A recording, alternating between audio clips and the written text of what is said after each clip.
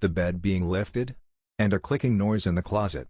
Oh no. I apologize in advance for my ignorance in paranormal activities. Hey y'all, so recently my dad and I 14F moved to a new house. The house feels normal in the daytime, except the basement. I feel like there's someone watching me down there in my bedroom, which I also feel someone watching in there. The second night we stayed at the house, I woke up in the night around 3:00. This is normal for me, caffeine ruined my sleep. After a while of just laying there, the bed pushed away from the wall, then back towards the wall, then for a split second, the part of the bed that had my head on it lifted, as if being pushed from the bottom up. Soon after this a clicking noise in the closet started. The fourth time sleeping at my new place after getting sweatpants on, I put my jeans on the floor near the bed and felt someone laughing as I did so. Edit. I forgot some probably important information. The house was built in the 60s, so I do have a feeling someone might have died in the house. I don't know who.